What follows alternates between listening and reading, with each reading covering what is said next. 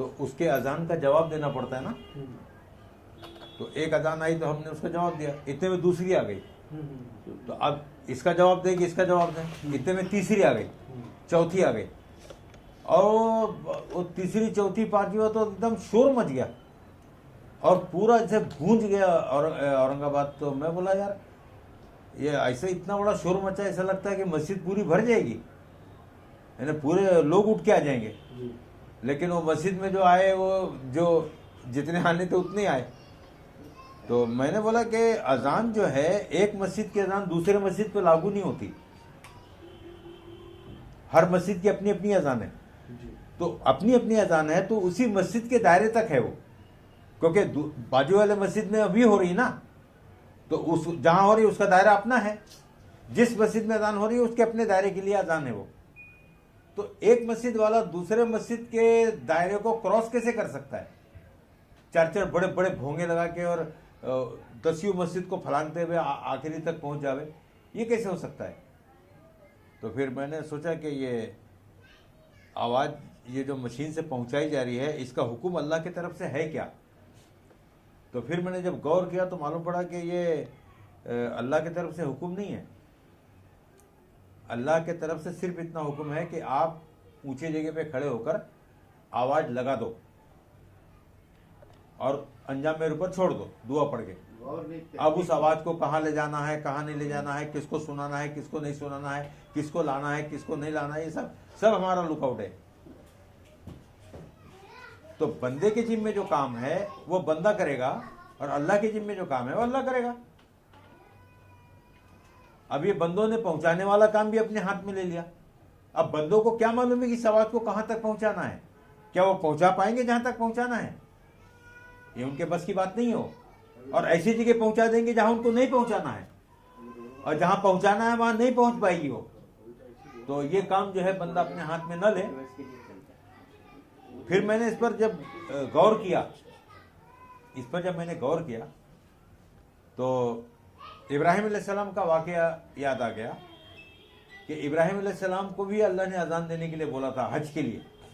जब काबा बन गया ना तो हज के लिए अल्लाह ने अजान देने के लिए बोला था। अब वो अजान इंटरनेशनल था, पूरे वर्ल्ड के लिए और कयामत तक के लिए।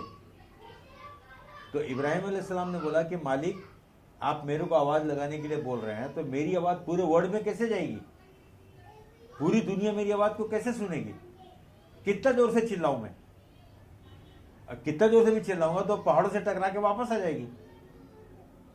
तो अल्लाह ने कहा कि आपको जितना कहा जाता है ना आप उतना कीजिए, आवाज लगाना आपके जिम्मे है, उसको कहां तक ले जाना है, कहां तक पहुंचाना है, यह हमारी जिम्मेदारी है, वो हम करेंगे। एक अजान हो गई, अब उसके बाद हज की कोई अजान नहीं होती। उस एक अजान की ताकत देखिए जिसके पीछे अल्लाह का हाथ था। 30 से 40 लाख का मजमा काबा में आता है, वो कौन लाता है। अजान तो एक ही बार हुई, ईद बकरीद में अजान नहीं होती। अब फिर भी अल्लाह मजमा कितना लाता है। जनाजे की नमाज में अजान नहीं होती, जो मैयत की जो होती ना उसकी अजान तो उसके कान में हो गई, वो खाली वो मैयत नहीं सुना अजान वो, लेकिन मजमा कितना आता है। तो जो लोग नमाज पढ़ते हैं वो अपनी फिक्र से नमाज पढ़ते हैं, भोंगे से कोई नहीं पढ़ता। जिसको आना होगा वो बगैर अजान सुनने चला जाएगा, और जिसको नहीं आना होगा उसके कान में जाके अजान दोगे तो भी नहीं आएगा वो। तो बिना वजह उस आवाज को वेस्टेज करना, उसका पतंग बना के उड़ाना और उसको उस आवाज की तौहीन करना, वो कोई मोहम्मद रफी का गाना है क्या लाउड स्पीकर को सुनाने के लिए। वो एक ईश्वरीय कॉल है, वो अल्लाह ताला का कॉल है, बुलावा है। उसको रिफ्यूज करना बहुत बड़ा गुनाह है। अजान सुनना सवाब है और सुन के न जाना बहुत बड़ा गुनाह है। अल्लाह के रसूल ने फरमाया कि उसके घर में आग लगा दूं जो अजान सुन के मस्जिद में नहीं आता। तो जो तरीका अल्लाह ने बताया है उसी तरीके में फायदा है ना। हम अपने तरीके से कैसे फायदा हासिल कर सकते हैं उसको। शरीयत में अकल को दखल नहीं है कि हर आदमी अपना अकल घुसाते रहे इसके अंदर। कोई मुंह से अजान दे रहा, कोई टेप रिकॉर्ड से अजान दे रहा, कोई कैसेट लगा दिया। कल एक मुफ्ती ने बोला कि कैसेट से और टेप रिकॉर्ड से अजान देना जायज है। बिल्कुल जायज नहीं है। वो जिंदा आदमी अजान देगा, टेप रिकॉर्ड लगा के नहीं छोड़ सकते आप। टेप रिकॉर्ड से अजान नहीं दिया जा सकता, टेप रिकॉर्ड से नमाज नहीं पढ़ी जा सकती, टेप रिकॉर्ड से खुतबा नहीं दिया जा सकता, और टेप रिकॉर्ड से इबादत करना हराम है। तो ये लाउड स्पीकर की जो आवाज है वो टेप रिकॉर्ड के मुशाबे है। टेप रिकॉर्ड भी बिजली से चलता है, ये भी बिजली से चलता है, उसमें भी दुनिया भर के सब इंस्ट्रूमेंट्स लगे हुए हैं, इसमें भी इंस्ट्रूमेंट्स लगे। टेप रिकॉर्ड में और लाउड स्पीकर में फर्क इतना है कि टेप रिकॉर्ड फाइल है और लाउड स्पीकर लाइव है, लेकिन है दोनों मुर्दा आवाज, दोनों डेड साउंड है। और डेड साउंड बोले तो गैर वाजिब आवाज। गैर वाजिब आवाज किसको बोलते हैं?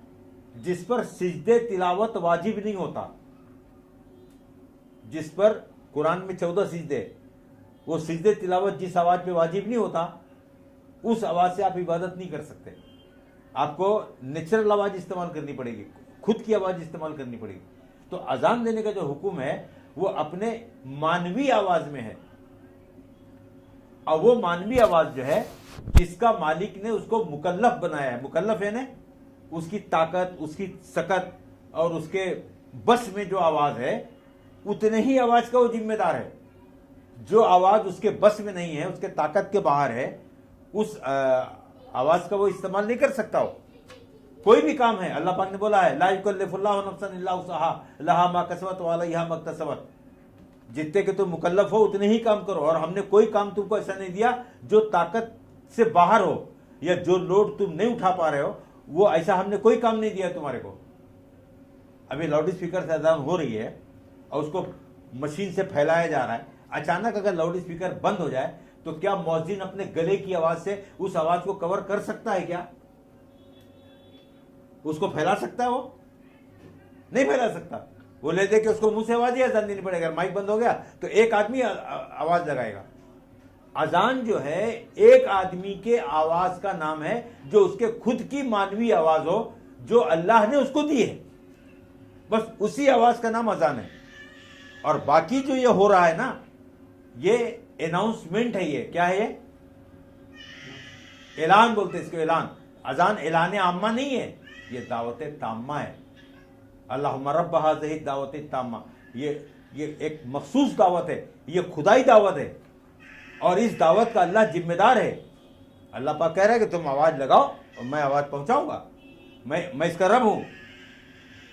इसीलिए अजान को काबे की तरफ मुंह करके देने का हुक्म है। इधर उधर मुंह करके अजान नहीं दे सकते आप। अजान को चारों तरफ घूम घूम के देने का हुक्म भी नहीं है। अजान जो है वो सिर्फ 3 सिमत में देने का है। अजान 1 2 3, कुछ जुमले इधर बोलो काबे की तरफ, कुछ इधर कुछ इधर, और तीनों सिमत के जुमले अलग अलग है। जो जुमले इधर बोले जाएंगे वो इधर नहीं बोले जाएंगे, जो इधर बोले जाएंगे इधर नहीं बोले जाएंगे, जो काबे की तरफ है वो इधर उधर नहीं बोले जाएंगे। तो पूरे अजान को 3 सिमत में बांटने का हुक्म है। अब यहां पर भोंगा लगा दो तो सारे जुमले ए बाजू, इधर भोंगा लगा दो तो सारे जुमले ए बाजू, पीछे पीठ की तरफ भोंगा लगा दो तो सारे जुमले पीठ की तरफ, पूरब की तरफ।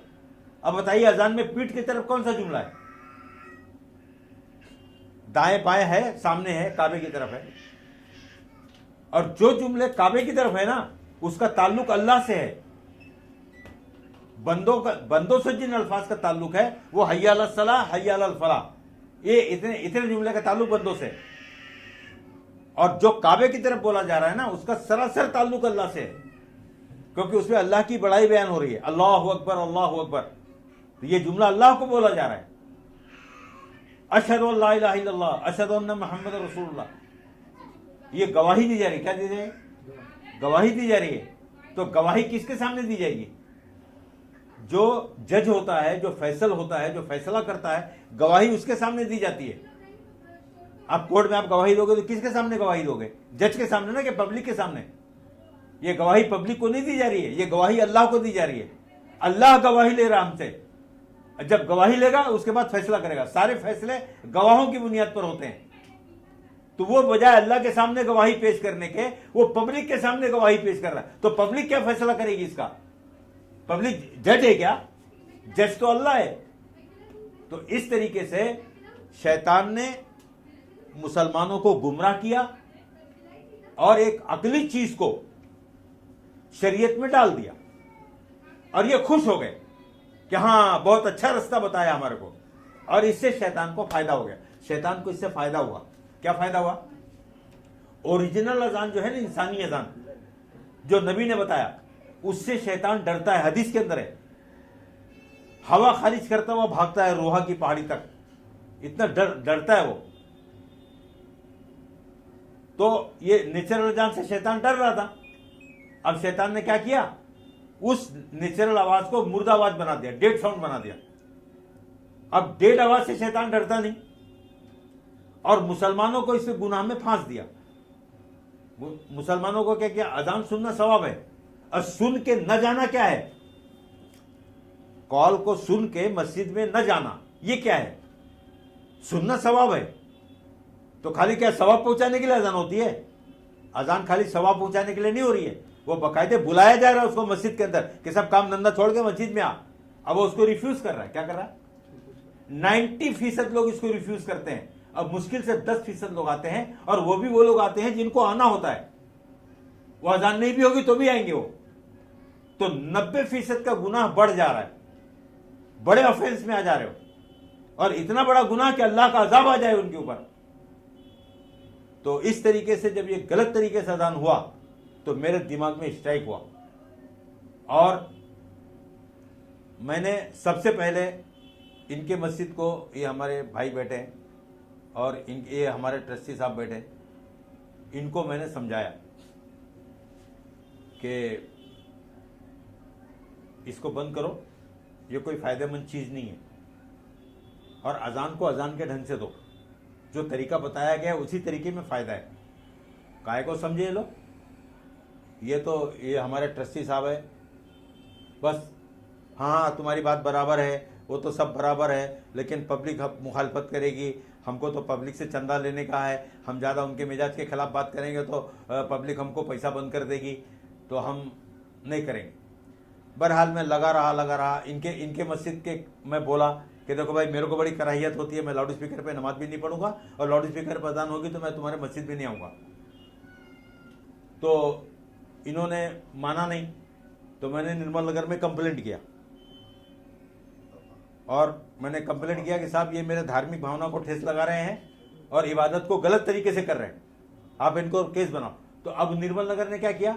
एनसी तो ले लिया, 13 एनसी लिया मेरी, लेकिन कोई एक्शन नहीं लेवे, कोई एक्शन नहीं लिया। और भोरे साहब ने बोला कि भाई एक काम करो, ये सब धार्मिक मामला है, हम इसमें कुछ नहीं कर सकता है, आप एक काम करो, आप कोर्ट में जाओ, आप कोर्ट में जाओ। तो कोर्ट में जाने के लिए किसके पास पैसा है भाई? बहरहाल मैं सब्र करता रहा। अचानक पेपर में एक न्यूज आया कि कोई आदमी जो है, संतोष नाम का आदमी जो है, वो हाई कोर्ट में याचिका दाखिल किया है लाउड स्पीकर के खिलाफ। अरे मैं बोला ये तो मेरा मैटर है, ये किसने दाखिल कर दिया, और वो भी हिंदू? मैं बोला यार, अब उसमें तारीख थी तो मैं कोर्ट में पहुंच गया और पता लगाया कि भाई संतोष पाटलाग नाम का आदमी कौन है। तो मिल गया मेरे को वहां पर। तो मैंने बोला भाई आपने याचिका दाखिल किया है लाउड स्पीकर के खिलाफ, और मैं भी लाउड स्पीकर के खिलाफ हूं, तो तुम्हारा मुद्दा और मेरा मुद्दा एक ही है, तो आप मेरे को अपने साथ में रख लो, अपन दोनों मिलकर लड़ेंगे। तो संतोष पाटलाग वो घबर गया, बोला नहीं भाई, नहीं आप हमारे साथ नहीं आना, और हम एडवोकेट को पूछेंगे। अब उनके एडवोकेट साहब थे धनंजय साहब, उन्होंने मना कर दिया, नहीं आप। अब वो भी डर गए, पता नहीं मुसलमान हमारे साथ आएगा, हमको क्या फायदा पहुंचाएगा, क्या नुकसान पहुंचाएगा, तो वो इनकार कर दिया। तो मैंने कनाडे साहब को ऐसा हाथ उठा के बोला कि साहब मेरे को भी कुछ बोलने का है। तो कनाडे साहब ने बोला कि ऐसा हाथ उठा के नहीं होता, आप लीगल तरीके पे आओ, ऑफिशियली आओ, आप खुद याचिका दाखिल करो। तो मैं अपना एक मेरा एक एडवोकेट था, फ्री में मेरे को याचिका बना के दिया उसने, फ्री में, पैसा भी नहीं लिया उसने, बना के दिया और मैंने याचिका को दाखिल कर दिया। तो मेरे को नंबर मिल गया उसका, 24 नंबर मिल गया। तो बाद में कानाडा साहब ने जब उसको पढ़ा तो पढ़ने के बाद बोला कि ये दोनों मैटर एक ही है, संतोष पाटला का और डॉक्टर बेडेकर का, और ये एक ही है। तो कानाडा साहब ने उसको वो केस में जोड़ दिया। अब कानाडा साहब ने जोड़ दिया तो मैं क्या करूं? अब वो जब उनकी तारीख पढ़ने लगी तो मेरी भी पढ़ने लगी, उनकी पढ़ने लगी तो मेरी भी पढ़ने लगी, साथ साथ में तारीख पढ़ने लगी। तो बहुत दिन तक तो तारीख ही पढ़ी, तारीख पढ़ी तो मेरा दिमाग खराब हो गया, मेरे पैर में जख्म भी था, मैं खड़ा नहीं हो पाता था। तो मैंने कानाडा साहब को बोला कि साहब तारीख पे तारीख मिल रही है, कुछ सुनवाई भी होगी कि नहीं होगी? तो कानाडा साहब ने बोला बोलो। अब मैं इन पर्सन था, मेरा कोई वकील भी नहीं था, मैं खुद ही वकील था उसका। तो कानाडा साहब ने एक दिन मेरे को चांस दे दिया, तो मैंने पेड़ भर के जो बोलने का था मैंने बोल डाला, और कुरान के हदीस से बोला कि अल्लाह ताला ने सिर्फ आवाज लगाने का हुक्म दिया है, चाहे वो पूरी दुनिया के एतबार से हो या पूरे मदीने के एतबार से हो या मोहल्ले के एतबार, शहर के एतबार से हजरत बिलाल ने सिर्फ आवाज लगाई, पूरे दुनिया के एतबार से इब्राहिम अलैहिस्सलाम ने आवाज लगाई, और मोहल्ले के एतबार से एक मुअज्जिन आवाज लगाएगा। तो जो अल्लाह बड़े पे कादिर है वो छोटे पे कादिर नहीं है। अल्लाह के लिए भारी है ये कि एक मोहल्ले को एक अजान पे जमा कर दे? बिल्कुल अल्लाह ताकतवर है। तो उस अल्लाह के भरोसे ही अजान देना चाहिए। बस कानाडा साहब ने बोला बिल्कुल सही है। 2 मरतबा मेरी बात को सुना, उसके बाद पता नहीं उनके दिमाग में क्या आया कि वो उस मैटर को 13 नंबर में ट्रांसफर कर दिया ओक साहब के पास। तो वो ओक साहब के पास चलने लगा, तो उसमें भी तारीख पढ़ने लगी खूब। तो फिर एक ओक साहब से मैंने बोला कि साहब आप भी बहुत तारीख दे रहे हो, मेरी कभी सुनोगे आप? तो ओक साहब को मालूम ही नहीं था कि मैं इसमें हूं, इंटरव्यूनर हूं। तो उन्होंने बोला आप इसके अंदर हैं क्या? अरे हमने कहा साहब मेरा 24 नंबर है ना, देखिए ना। बोला अच्छा ठीक है, आप कल आइए, आप कल हम आपको मौका देंगे बात करने का। बस दूसरे दिन धमक पड़ा मैं, और ओक साहब से भी मैंने, और बाजू में जज थे वो सैयद अमजद नाम था उनका, मुसलमान थे वो। तो मैंने ओक साहब को कम और सैयद अमजद साहब को ज्यादा टारगेट किया। मैं बोला कि तो मुसलमान है ना, तो ये समझेंगे कि मैं कुरान से बात कर रहा हूं कि कहां से बात कर रहा हूं। तो मेरे बात से सैयद अमजद साहब बहुत मुतासिर हुए और मेरे से पूछे आप कहां रहते हैं? मैं बोला साहब मैं बांद्रे में रहता हूं, बहरामपाड़े में। और बहरामपाड़े में मैंने समझा बुझाकर 4 मस्जिदों में मैंने माइक बंद करवा दिया है। अरे वाह। बहरहाल मैंने ओक साहब से बोला कि लाउड स्पीकर का अजान से रत्ती बराबर भी संबंध नहीं है, बिल्कुल भी हमको अल्लाह के मैटर में हाथ डालने को बिल्कुल हुक्म नहीं है, हमको सिर्फ आवाज लगा देना है बस। और अगर इस अजान को लोगों ने बिगाड़ा, तिकड़मबाजी किया और ज्यादा फायदा हासिल करने के लिए इसके अंदर कुछ अल्टर फल्टर किया, कोई बदलाव किया, तो ये अमल बजाय फायदा पहुंचाने के नुकसान पहुंचा देगा। अब पहुंचा दिया, हाहाकार मच गया, ये अजान क्रिमिनल बन गया और क्रिमिनल बन के अदालत में पहुंच गया। पहले वो डॉक्टर बेडेकर ने सिविल मैटर दाखिल किया था, लेकिन कनाडा साहब ने जब देखा, जब गौर किया, तो मालूम पड़ा कि ये सिविल मैटर नहीं है, ये तो क्रिमिनल मैटर है। तो वो पीआईएल जो था, जो सिविल था, वो क्रिमिनल बन गया। और इस पर किसी ने आज तक सजा नहीं तय की। ओक साहब ने इस पर सजा तय किया कि ये सरासर क्रिमिनल मामला है, और जो आदमी इसको पार्ट ऑफ मजहब बनाएगा, लाउड स्पीकर का यूज, देखिए इसमें लिखा हुआ है कोर्ट ऑर्डर के अंदर कि लाउड स्पीकर का यूज जो है वो पार्ट ऑफ रिलीजन नहीं है। ये लाउड स्पीकर का बुनियादी हक नहीं है इसके अंदर, क्योंकि धर्म जो है 1400 बरस पुराना है। और लाउड स्पीकर 150 साल हुआ बना हुआ है, तो ये बुनियाद पे कैसे आ सकता है? लाउड स्पीकर को निकालना, धर्म को कोई खतरा नहीं है, धर्म अपने आप में खड़ा है, धर्म अपने आप में मुकम्मल है, धर्म अपने आप में कामिल है। वो लंगड़ा बैसाखी नहीं है कि उसको लाउड स्पीकर का सहारा देके उसको ताकतवर बनाओ। धर्म अपाहिज है क्या? नहीं। बहरहाल मैंने इन लोगों को समझाया, बहुत दिन के बाद, तकरीबन 15 साल के बाद ये लोग समझे और मुझसे कहा कि किस मुफ्ती का फतवा है, किस मुफ्ती ने मना किया है। तो मैंने, मेरे पास तमाम फतवे थे, 64 मुफ्तियों के फतवे हैं मेरे पास कि लाउड स्पीकर में नमाज पढ़ना हराम है। तो जब लाउड स्पीकर में नमाज हराम है तो अजान कैसे हलाल है? अब लोग मिसाल देते हैं मक्का मदीना की, तो मक्का मदीना में बादशाह ने ऑर्डर दिया है वो करने का, बादशाह का ऑर्डर है वो, अल्लाह का ऑर्डर नहीं है। तो बादशाह का ऑर्डर कहां तक चलेगा? जहां तक उसकी बादशाहत है। बादशाह का ऑर्डर जहां तक उसकी बादशाहत है वहीं तक चलेगा। सारी दुनिया में सऊदी के बादशाह की बादशाहत नहीं है, सारी दुनिया में अल्लाह की बादशाहत है। जो सऊदी के बादशाह का भी बादशाह है वो है, तो सारी दुनिया में किसकी चलेगी? अल्लाह की चलेगी, अल्लाह के रसूल की चलेगी। तो सऊदी का जो बादशाह है वो अपने सऊदी में चलावे, और जब अल्लाह ताला उससे हिसाब लेगा तो वो सऊदी का बादशाह उसको जवाब देवे कि मैंने सही किया कि गलत किया। लेकिन सारी दुनिया के अंदर कलमे वाली बात चलेगी, ला इलाहा इल्लल्लाह और मोहम्मद रसूलुल्लाह, अल्लाह का हुक्म और हुजूर का तरीका, ये पूरी दुनिया में चलेगा। और इस तरीके में कोई लफड़ा नहीं है, कोई फसाद नहीं है, कोई झगड़ा नहीं है। सोनू निगम ने यही बात बोला। सोनू निगम ने बोला कि मोहम्मद साहब ने जो इस्लाम बनाया था उस आवाज से तो हमको तकलीफ ही नहीं है। हमने उस आवाज के खिलाफ कब बात की? ये एडिसन ने बिजली बनाया और माइकल ने माइक बनाया, और बिजली और माइक मिलके अजान में घुस के वो हमको जो तकलीफ पहुंच रही है वो माइकल और फर्नांडिस के इस्लाम से हो रही है। तो सोनू निगम को हमारे नबी याद आ गए। आदमी जब तकलीफ में होता है तो किसी को मसीहा याद आता है ना, उसको नबी याद आ गए कि या नबी तुम्हारा तरीका कितना अच्छा था कि उससे किसी को तकलीफ नहीं था।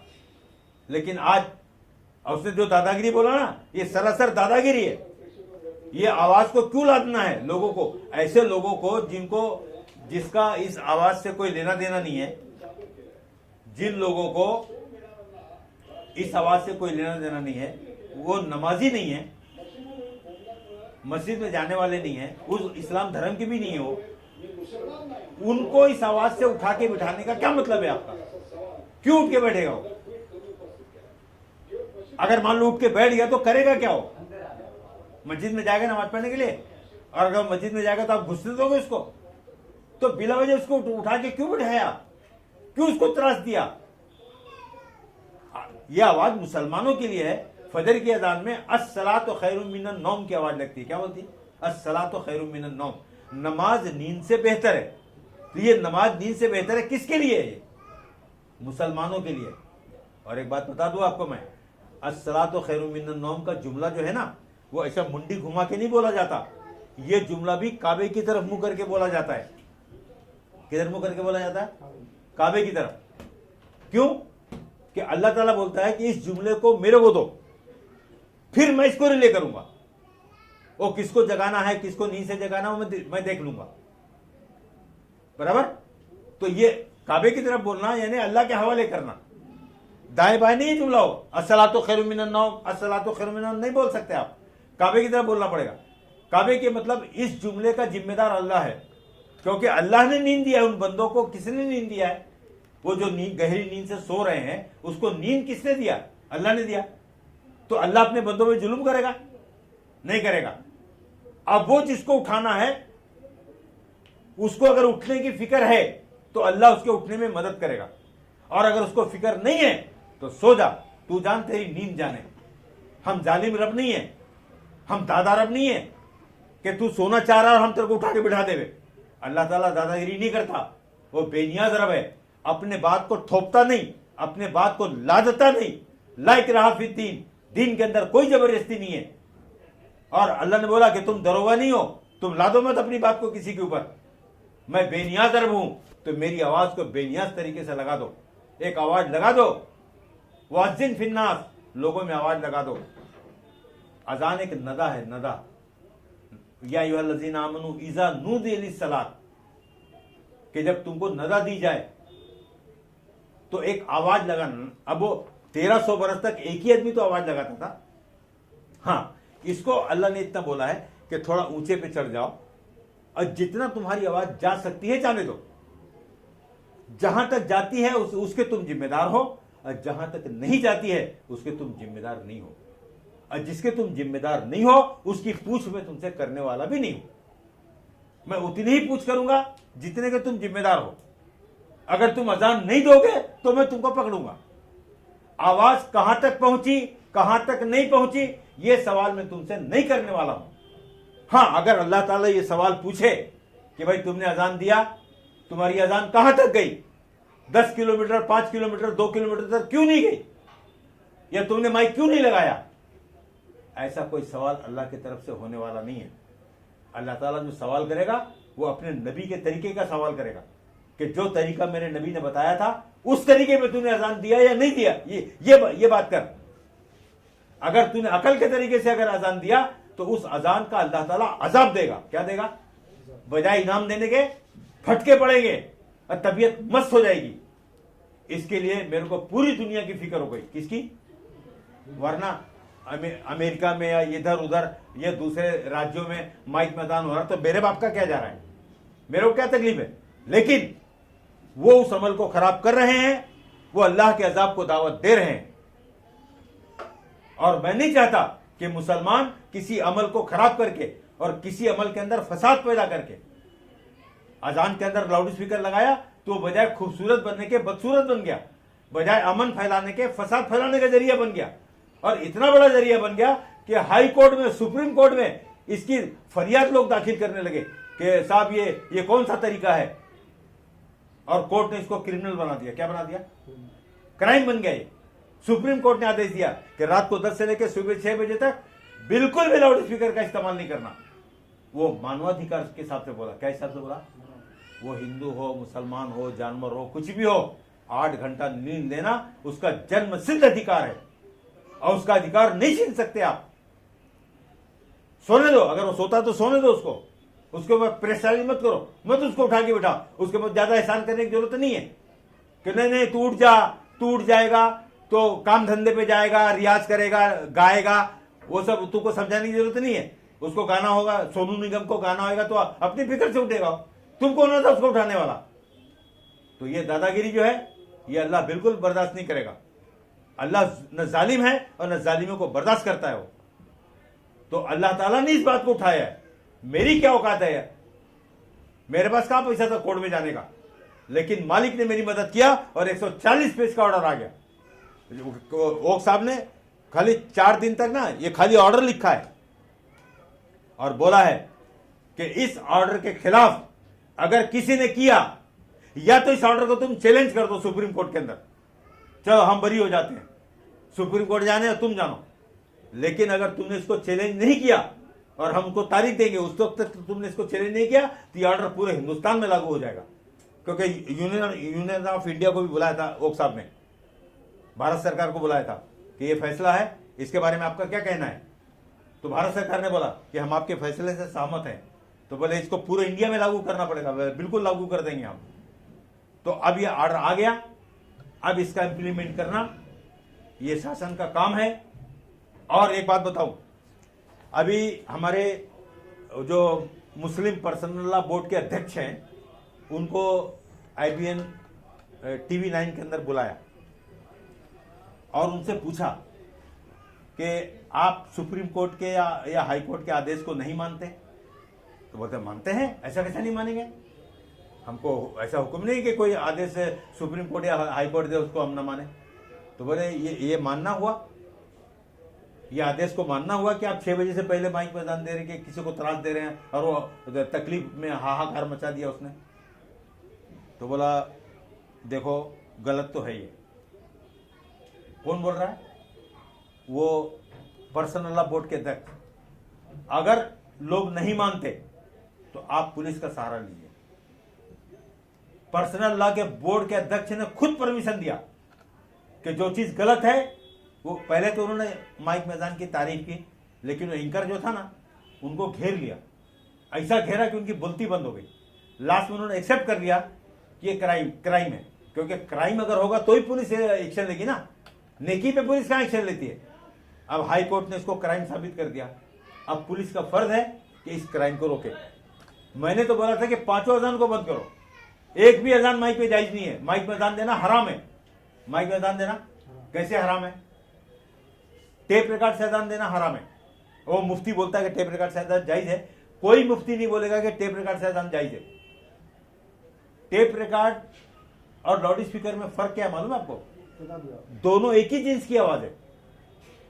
वो भी बिजली से चलता है, ये भी बिजली से चलता है, वो भी स्पीकर से बाहर आता है, ये भी स्पीकर से बाहर आता है। तो दोनों आवाजें डेड साउंड है। कौन है?